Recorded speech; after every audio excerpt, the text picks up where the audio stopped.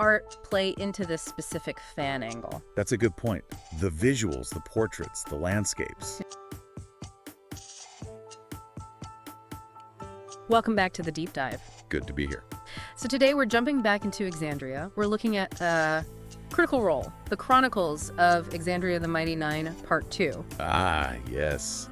The second volume. It's quite a piece of work. Dani, Carr, and the artist, they've done something really interesting with this one. They really have. Because it's not just, a history book of the Mighty Nein. Not at all. Yeah. It's all told through the eyes of Iva Deshin. She's a bookshop owner in Exandria.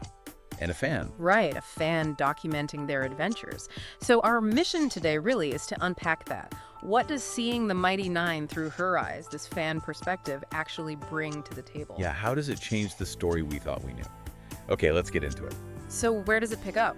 We're continuing the saga? Right, the Mighty Nein are still adventuring across Exandria, but this volume really plunges them and us into war-torn Xhorhas.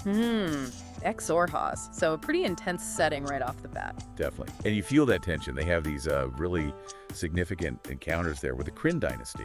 The Kryn, yeah, a really fascinating, kind of mysterious society. And their leader, the Bright Queen. Yeah. Who is, well, enigmatic is the word. So seeing these high-level political meetings and tense situations, but through Iva's viewpoint, what does that do for the narrative? Well, I think it grounds it.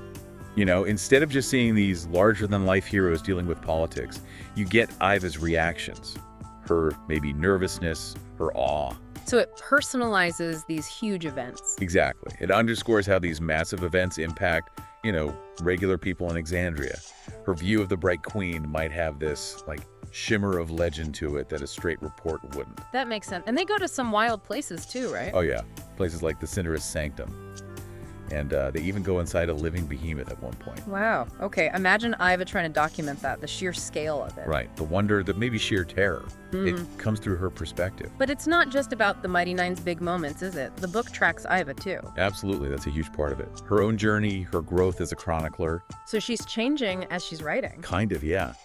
As she follows them into these, frankly, dangerous areas to get the story, she has to navigate her own challenges. She forms alliances, gains insights. Her personal development becomes part of the whole tapestry. Precisely. It's intertwined. And the book itself, the source material, talks about this blend. You've got the established lore, the character story, and the art.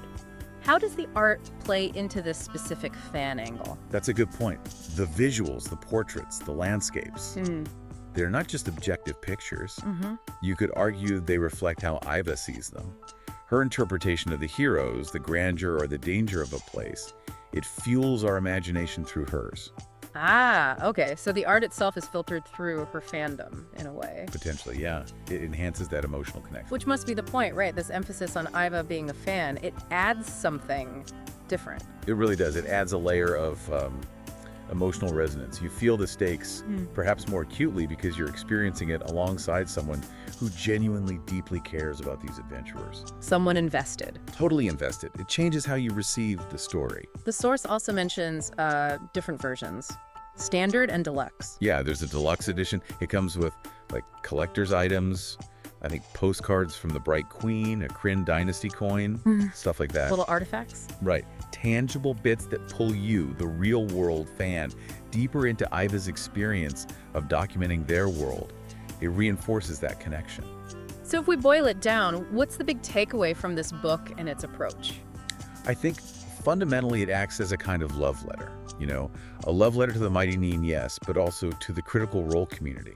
How so? It validates that fan perspective. It offers this really fresh, very personal way to engage with a story many already know, celebrating it through adventure, art, and Iva's own heartfelt journey. So for you listening, if you want to understand this chapter of the Mighty Nein, this book gives you a unique shortcut, an immersive one. Yeah, you get to see it all through the eyes of someone in that world who admires them, just like many fans do. It's a different lens.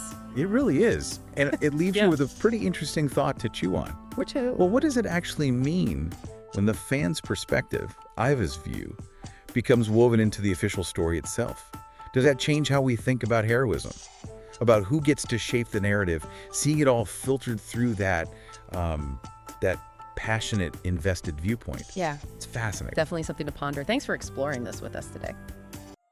Grab Critical Role by Critical Role.